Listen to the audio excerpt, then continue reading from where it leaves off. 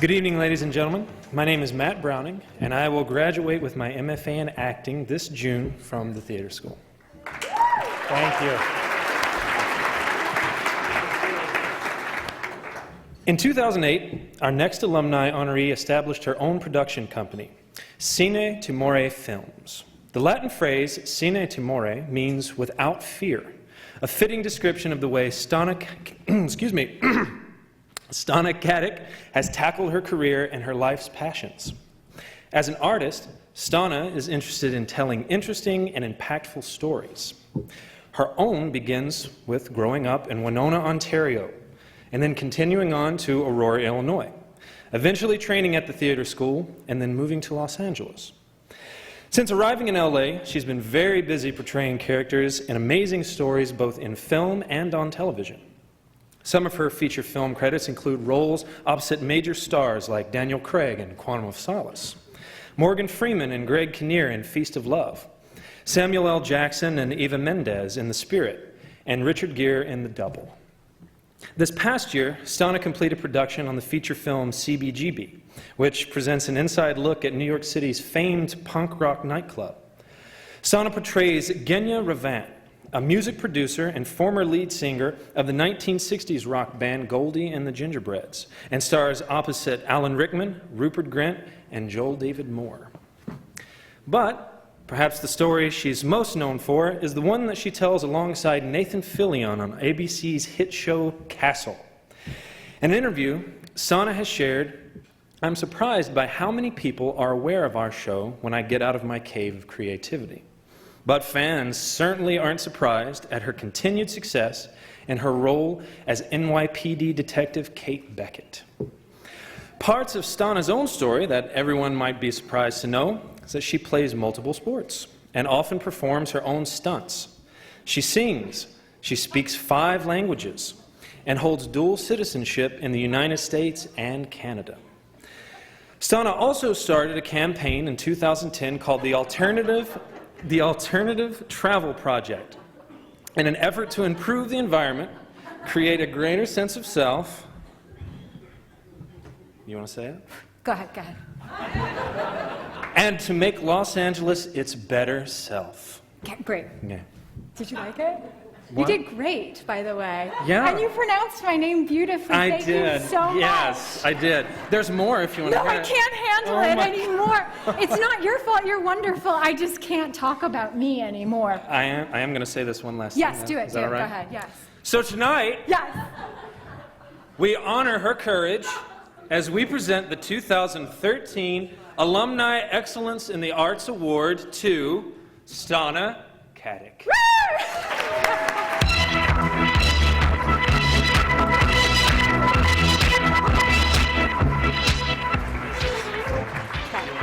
Yes, thank you. That's very sweet. Can you hold it for me now? I will hold it for Thank you so much. My fellow artists and students of life, thank you for letting me be here today. I was actually one of the fortunate recipients of a scholarship that Nights Like Tonight support during my studies at the theater school. For me, it was the Chicago Drama League scholarship that set up a platform on which I could continue my studies in the arts. And trust me, I was depending on this scholarship to be able to continue studies. So I was so grateful when that actually came through. And it was huge, my studies here. When I began at the theater school, I was coming from a traditional academic background. I had finished what essentially amounted to a pre-law studies with a focus on international economics and affairs. So is a life trajectory aimed at foreign service or aimed into some international consumeristic monster corporation? Not that I don't work for one right now. So changing to the arts was a major paradigm shift. And in some ways, I don't know if I was aware of or understood all of the tools that I was being offered at the time. And that's kind of how I feel about education, especially education, the education that I got at the theater school. Mind you, I was like, I'd get stuff, but I wasn't always like, hey man, just teach me, I'm totally open, you know? So I was a little thick, they had to like really dig in deep. The point is that I felt kind of like the school was a situation in which they said, hey, here's a grab bag of tools that we have. We are a bunch of experts. We've been doing this thing for a long time, and you're going to find yourself in a series of different situations where any of these tools might work. So just get familiar with them, and maybe something will be useful down the line. And when I say thick, what I'm trying to say is that initially it was difficult for me to understand an education that wasn't result-oriented or centered on competition. I mean, you go to business school, you go to pre-law, that's the deal. So much of what I learned at school really only made sense afterwards, which I kind of wish wasn't the case. I can't tell you how many times in my paid career I have wished for a moment to take a quick movement class with Betsy, or a voice class with Claudia, yoga with Gabriel, scene study with Jim, Rick, Ann, I mean, the list goes on. And sometimes I think to myself when I'm in the middle of like a scene, I say, oh, that's what they were talking about. Dang it. Why didn't I get it at 8:30 in the morning after an all-nighter studying monologues or performing in a black box? Speaking of black box, when I was here, we weren't allowed to do any theater on the side. Is that still the case? Yes.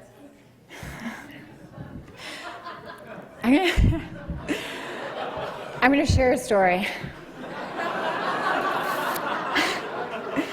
And there's only one other person who's possibly in the room that might know about this, but much like Voldemort, they will remain unnamed. Now, for all of the people that are still students out there, this is my disclaimer. I am not encouraging this behavior. I swear to God I'll be quicker than I have been. But point is I got this gig at a local black box, totally against school policy, totally resulting in possible expulsion. And I figured, you know what? It's not going to hurt anyone. I'm a first year. I'm not in the mix for casting yet. Who's going to know? So anyway, it's opening night, and of course I find out that while I'm in the dressing room prepping to go out there, one of my professors is in the audience. So in addition to having normal opening night jitters, I'm overcome with this nauseating sense of academic and career doom. And the performance went off without a hitch, but I wasn't aware of it at all. And on the rare occasion that I actually dared to look out into the audience, I didn't see the professor who shall not be named. So after the show was done, I thought to myself, maybe she didn't show. Maybe I escaped torture and punishment. Maybe the planets conspired to give him or her some sort of spontaneous, non-fatal allergic reaction to shellfish, thereby saving my scofflaw self from certain disaster. Anyway, basically I had that night to lull myself to sleep with that thought before the hour of enlightenment came, and before I would be walking through the school halls straight into the professor who shall not be named's classroom. First class of the next day. Awesome. Thank you, universe. So the problem was, aside from the obvious expulsion, this class was actually a particular favorite of mine. I was a vocal participant in the inspiring conversations, and I genuinely admired my teacher, which made the possibility of having disappointed him or her that much more devastating. That day, for the first time ever in class, I found the least keener position and wedged myself between two very large classmates. And I have one classmate here, Ernie. I'm not saying you were one of the large classmates. I'm just saying.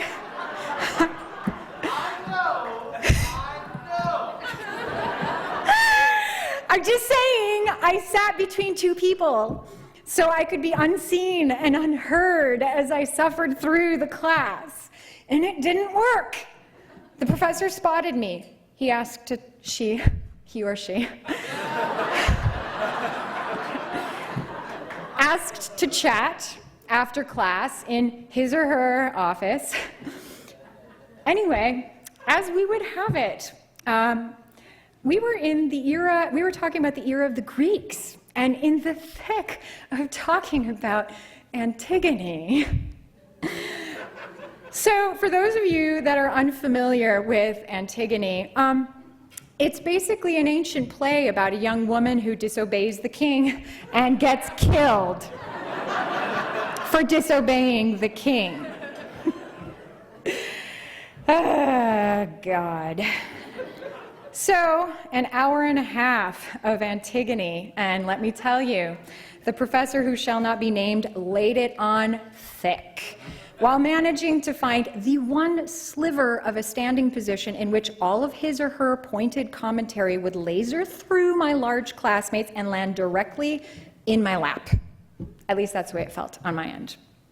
After class, in the discomfort of my professor's office, the professor shut the door, began a very serious private discussion.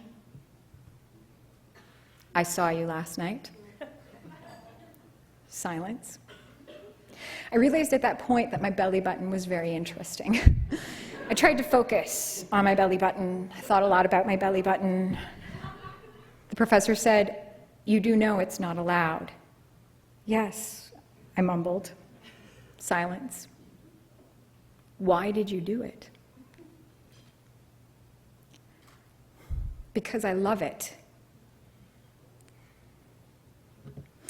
That was the first time all day that I actually looked into my professor's face, and I saw a pair of twinkling, impish eyes staring back at me, and there was something in my professor's grin that was thoroughly enjoying the comedy of life and enjoying my obvious suffering. And most probably it was because my professor knew that she was never going to tell on me. Thank you, God. If you are out there, if you know this professor, thank you.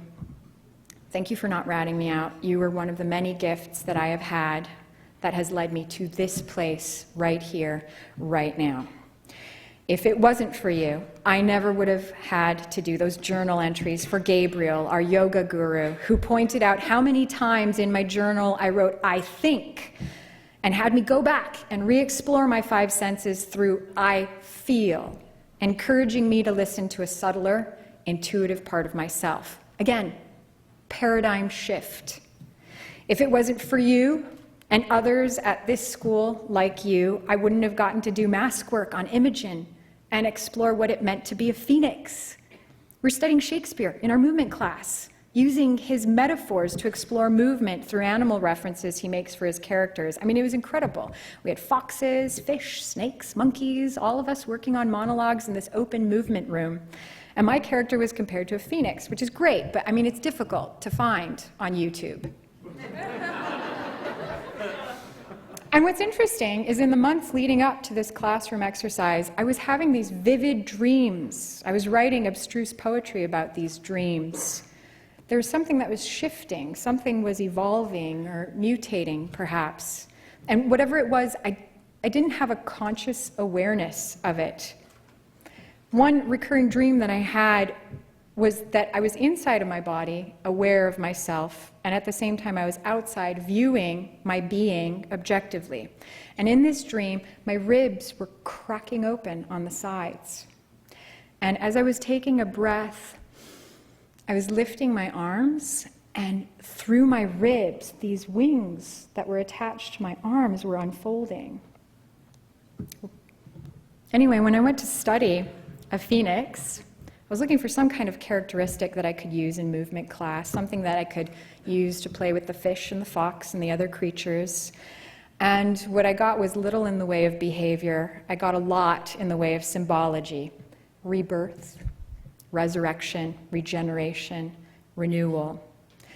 I was undergoing a mental and physical paradigm shift through which I was redefining my life's course, my entire way of seeing and interacting with the world. I was unfolding, if you will, through the guidance and expertise of the professors and students here at this school. There was a new chapter in my life that was beginning, and it's led me here. So, almost done, I swear to God.